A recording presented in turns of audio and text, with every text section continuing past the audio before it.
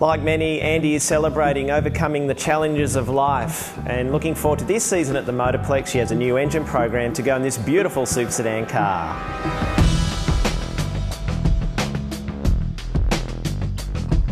Why did you get into drag racing? Tell us how your first memories of the sport. My first memories of drag racing would be heading down to Ravenswood with my new boyfriend, spending all night there, freezing cold, dirty, and just loving the sights, the smells, the sounds. And I kind of became hooked as a spectator. Then about 5-6 years ago, hooked up with a friend who was racing Super Street at the time. And he wanted a bit of help on track doing some photography, and I got into that and loved it. And then he decided he wasn't going to race anymore for work commitments, and I couldn't handle just being out of the sport, so I said, let's buy a car. Drag racing is unique in the way that the people in drag racing are a family. Even if you're not driving, just being part of the sport. It's something I haven't seen in anything else. People are unique, people are a great big family, they're very helpful. It's just a wonderful place to be. I haven't always been wanting to race. I was asked when I was helping the friend out with his Super Streeter, and he asked if I wanted to do nostalgia or anything like that. I said, no, I'm not interested, I'm happy just being on the sidelines. But that kind of changed. So now I'm not happy being on the sidelines, I like being in the driver's seat. That's your job. Poconoz.com.au Tirana out there. I am talking about Andy Kahle in the Fuchs Lubricants lane. 383 cubic inches on board, the little Tory. And I tell you what, she used every single one of them. Andy Kahle got out with a .033, Ethan Hort with a .049. The dial-in is a 993 for Hort. He's not going to make it. Andy Kahle runs closer to a nominated dial number 9.06. Runs a 9.09. My first competitive pass, awesome. I was shaking at the end of the track.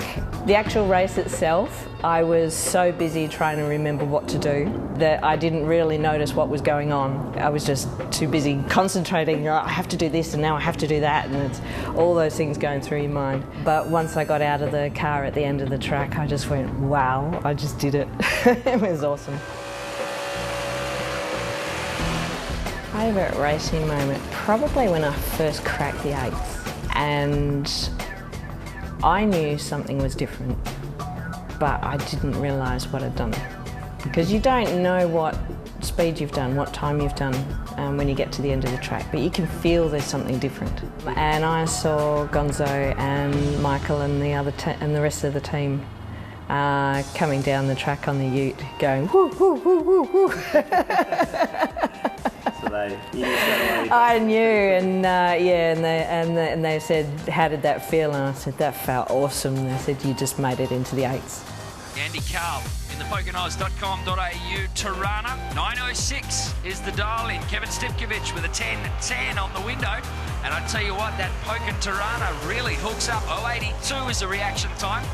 Let's see how Kahle goes. It's a breakout. Look at it. 1,000th. 905 with a 9 on the 906 dial-in. Girls Talk Motorsport is a group specifically set up to encourage girls, young girls and older women, into all forms of motorsport. We have motorbike races, dirt bike races, freestyle jumpers. We had somebody just been over to Bonneville to race the Salt Lakes. Awesome. We have a girl that looks like she might be the first female Formula One driver. And we do track days, training, where girls can learn how to look after their cars as well as race without the preconceived pressure from blokes looking over their shoulders, so they can feel a little bit more comfortable saying, I don't know how to do this, I don't know how to change a tyre. They'll be taught. Not long after we had bought the car, we were just about to go out and start doing some testing and get my licence, and I was diagnosed with breast cancer. So unfortunately that put a bit of a hold, and the car was put under covers, and I went through a couple of years of pretty tough treatment and scared a few people in the process. But with the support of a lot of people around me, Even some people dragging me down to the Motorplex to watch and cheer and crew on their cars, you know, bald with a beanie and still out there cheering. But I managed to make it back. In the front of my diary, we had photographs of the car. And every time I saw a doctor or a nurse or somebody came to treat me, I'd show them the photo of the car and say, this is why you're making me better. I'm going to get in this and drive. The Perth Motorplex is amazing. I often tell people, you know, bring your kids along. It's so family friendly, it's clean, it's well set up, it's very inviting. The accessibility to the drivers at Motorplex for the spectators, it's so easy for them just to come by and wander up and down the streets, and they can see anybody from, you know, little motorbikes to junior dragsters right up to the Group 1 guys. And they're amazed at how friendly everybody is, and they're willing to stop and talk or take a photo with the car, or it's great. It's great.